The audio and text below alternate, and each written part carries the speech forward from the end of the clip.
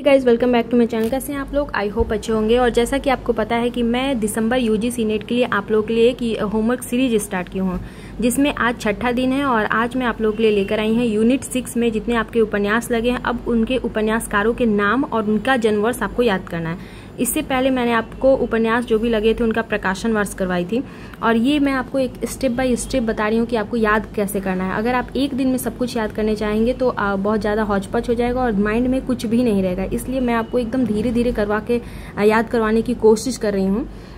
अगर आप लोग मेरे चैनल पे पहली बार विजिट करें तो जो पुराने वीडियोस हैं वो अगर आपने नहीं देखा है तो जाके आप पुराने वीडियोस इसके पहले 5 डे का मैंने डाला हुआ है वो भी देख सकते हैं। चलिए, पहला जो हमारा उपन्यास है उसका नाम है देवरानी जेठानी की कहानी।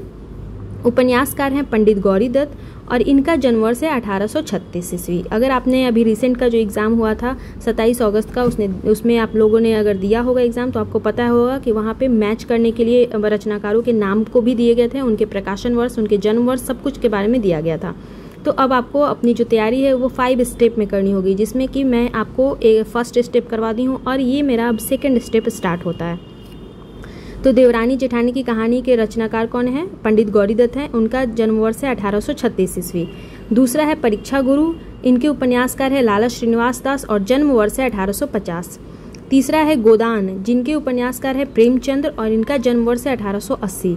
शेखर एक जीवनी, जिनको लिखा है अगे ने और अगे का जन्म वर्ष है 1911 ईस्वी। बाण भट्ट की आत्मकथा का प्रकाशन वर्ष है इनका जो इनको लिखे हैं वो हैं हजारी प्रसाद द्विवेदी और उनका जन्म वर्ष है 1907 ईस्वी। मैला आंचल के रचनाकार फणीश्वरनाथ रेणु हैं और उनका जन्म है 1921 ईस्वी।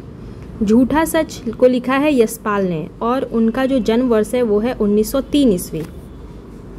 अगला है हमारा मानस का हंस, जिसको लिखा है अमृतलाल नागर ने और इनका जन्म वर्ष है 1916 ईस्वी। उसके बाद हमारा तमस है, जिसको लिखा है भीष्म साहनी ने और इनका जन्म वर्ष है 1915 ईस्वी। राग दरबारी को लिखा है श्रीलाल शुक्ल ने और इनका जन्म वर्ष है 1925 ईस्वी। जिंदगी नामा को लिखा है कृष्णा सोबती ने और इनका जन्म वर्ष है 1925 ईस्वी। अगला है हमारा राग दरबारी, जिसको लिखा है श्रीलाल शुक्ल ने, ये तो हम लोग देख लें। आपका बंटी, जिसको लिखा है मन्नू भंडारी ने और इनका जन्म वर्ष है 1931 ईस्वी। धरती धन्ना अपना लिखा है जगदीश चंद्र ने और इनका जन्म वर्ष है 1930 ईस्वी।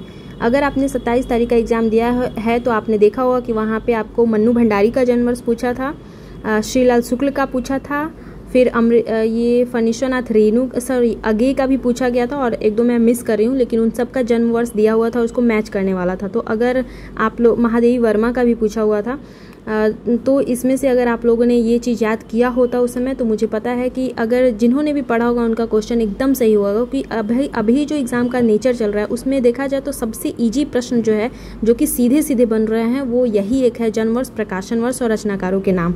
अदरवाइज देखा जाए तो जो पंक्तियाँ दे दी जा रही हैं बीच में अरेंज करने के लिए या फिर किसके द्वारा कही गई है, तो ये सब चीज़ बहुत टफ हो जाता है। वैसे कंडीशन में अगर आप इन प्रश्नों को भी छोड़ के आएंगे तो आप रिजल्ट से बाहर हो जाएंगे। तो अगर अभी तक आपने इस पैटर्न को नहीं समझा है तो इसको सीखिए। और मैं जैसा बार बार कह रही हूँ कि आपको अपना कॉपी एक बनाना है, जैसे जैसे मैं बता रही हूँ आप इसको कॉपी में भी नोट डाउन करते रहिए और बार बार लिख लिख के उसको मिटाइए, पढ़िए, फिर मतलब इतनी बार रट लीजिए ना। इसीलिए मैं बहुत छोटा छोटा होमवर्क आपको दे रही हूँ ताकि आप उसको जितना ज़्यादा बार हो सके उतना ज़्यादा बार कर सके। ये नहीं कि बस एक बार वीडियो देख ली और बंद करके रख दिए, नहीं, उसको बार बार आप रिवाइज करिए, बार बार लिखिए, मिटाइए। और एक और मैं आप लोग से नाराज़ हूँ कि मैं क्वेश्चन पूछती हूँ, आप लोग आंसर नहीं करते हो, तो ये तो बिल्कुल गलत है। जब तक आप आंसर नहीं करोगे इसका मतलब है कि आप लोग ठीक से नहीं पढ़ रहे हो। बस आप लोग बोलते हो कि मैम करवा दीजिए, लेकिन जब मैं करवाती हूँ तो आप लोग पढ़ते नहीं हो और आप लोग को लगता है कि किसी शॉर्टकट से यूजीसी नेट की एग्ज़ाम निकल जाएगी, तो आप ये गलत फहमी में हैं। स्टूडेंट पढ़ रहे हैं वाकई में। आप देखिए, अगर आप नहीं पढ़ रहे हो तो कोई बच्चा है जो वहाँ पे दिन रात मेहनत कर रहा है, तो अपने आप से पूछिए कि उसकी रिज़ल्ट क्यों नहीं आएगी और आपकी रिज़ल्ट क्यों आएगी। तो मेहनत करने से ही रिज़ल्ट आती है। चलिए फिर मिलते हैं नेक्स्ट वीडियो में। Till then bye bye. Channel पे पहली बार आए हैं तो सब्सक्राइब कर दें, पुराने सब्सक्राइबर हैं तो लाइक कर दें।